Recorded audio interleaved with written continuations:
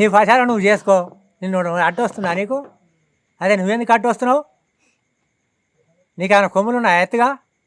లేకపోతే రాజ్యాంగం నీకు ఒక్కనికే ఇచ్చింది ఓటు చేసుకోమని హక్కు? దేశం మీద అందరు చేస్తున్నారు. ఓడిపోతే ఓడిపోతారు, గెలిచితే గెలుస్తారు. నీకు అంత బాధ? నువ్వు కూడా చేసుకో. లేకపోతే రేపు ఓట్లు లేకుండా మొత్తం బైకాట్ చేసుకో, నువ్వే వేయించుకో. వద్దంటున్నావు అవడనా? ఏం సార్ మరి చేపించుకో. అదే చేస్తే చేయని చేస్తే మునిగిపోయి బైకాట్ చెప్పుకొని మొత్తం ఊళ్ళో మొత్తం నువ్వు వేసుకొని ఇంట తోలుకొని వేసుకో. ఓట్లు అన్నీ గుద్దుకో. లేకపోతే పోతి కాలు కూర్చొని అందరు ఓట్లు నువ్వు వేసుకో. వేసుకుంటే ఏమన్నా పోతుంది? ఏమన్నా రాజ్యం ఏం ఓడిపోతే ఏమన్నా రాజ్యాలు మళ్ళా పడిపోతున్నాయి? ముఖ్యమంత్రులే ఓడిపోతున్నారు.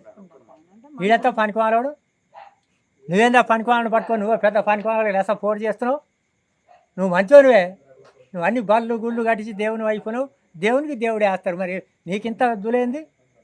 మనమే పుట్టదలుడేంది అంటే వీటితో వ్యభిచారం. మరి నువ్వు కూడా అట్టే చేస్తున్నావు. ఆ మొత్తం అయ్యతో వ్యభిచారం. నువ్వు మనిషి కావా? నీకు మానవత్వం లేదా? సిగ్గు శరం లద్దా? ఊగన నాకు ఉందనగా అయిపోయిందా ఎక్కడ? ఏదో మాట్లాడాలి. నువ్వు కూడా చేపించుకో.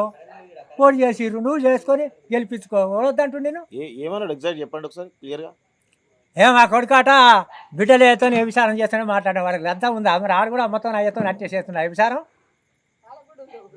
ఏమిటి కట్ట చేస్తుడు? అదేతో లెంకలు ఉంది. అది అట మా ఫ్రెండ్ అన్నమాట, ఆయన భర్త కాడ బండిదని చెప్తున్నాడు. మరి దానికి ఉంది అది ఎంత మంది కాడ బంతుందో, మరి డక్కని కాడ మారికొని కాడ కనపడని కాడ బంతుంది. మరి ఓ రెడ్డి జాతర పుట్టి ఇదేనా మీ పరిచారం? రెడ్డి జాతర పుట్టి కొంచెం సిగ్గు ఉండాలి మాట్లాడేటప్పుడు.